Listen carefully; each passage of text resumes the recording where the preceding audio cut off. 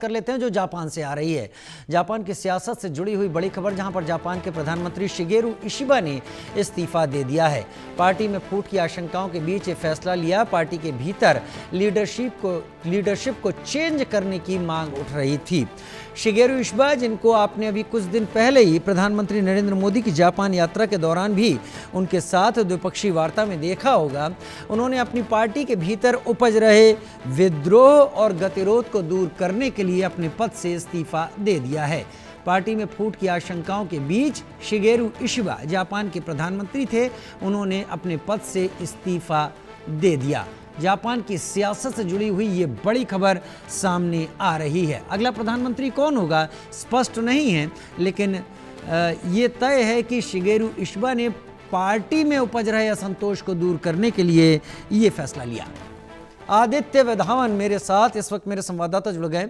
आदित्य, विस्तार से बताएं क्या क्या हुए हैं एपिसोड शिगेरू इशिबा के इस्तीफे से पहले।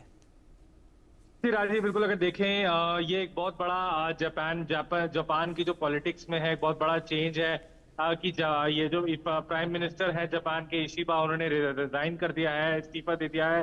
कहीं ना कहीं पार्टी में फूट हो रही थी कुछ नीतियों पर, उनका जो मतभेद हुआ पार्टियों से, उनको खुद लगा कि कुछ चीजों पे वो डिलीवर नहीं कर पाए, जैसे ट्रम्प ने जो टैरिफ लगाए जापान पे उसको लेकर, और उनकी जो पार्टी की अभी हाल ही में हार हुई है उसकी वजह से, कुछ ऐसे अन्य रीजन रहे कि पॉलिसी चेंजेस कि वो उनको ऐसा लगा कि मैं अच्छा पॉलिसी मेकर नहीं हूं, तो अच्छा होगा कि मैं अपना इस्तीफा ही दे दूं। तो कहीं ना कहीं ये सारी चीजें एक साथ आके ये फलस्वरूप ये हुआ है कि उन्होंने इस्तीफा दे दिया है। तो अब देखने वाली बात होगी कि उन्हीं की पार्टी से अब कौन जो है उनका सक्सेसर बनेगा। ये बहुत गहराई से देखने वाली बात होगी कि क्या यहाँ से कौन जापान का जो है अगला प्रधानमंत्री बनता है, क्योंकि इस समय जो है क्रूशियल टाइम है जापान के लिए, चेंजिंग जियोपॉलिटिकल सिनेरियोज हैं, तो कहीं ना कहीं स्थिति बहुत ज्यादा गंभीर। जी राजीव, स्थिति बहुत ज़्यादा गंभीर है। जापान इस बीच में बहुत बेहतर तरीके से, खैर मेरे संवाददाता मेरे साथ है, उनका संपर्क टूट गया है। जापान की राजनीति में हलचल। आदित्य वधावन इस वक्त हैं। आदित्य, क्या अब जापान के अमेरिका के जो संबंध हैं क्या वो खराब होंगे, क्योंकि अमेरिका के टैरिफ के बाद जापान ने उसे किस तरीके से डील किया, इसको लेकर शिगेरू इशिबा को जाना पड़ा है। जी बिल्कुल, अगर आप देखेंगे तो अमेरिका ने कहीं ना कहीं जापान के बहुत अच्छे संबंध रहे हैं वर्ल्ड वॉर 2 के बाद।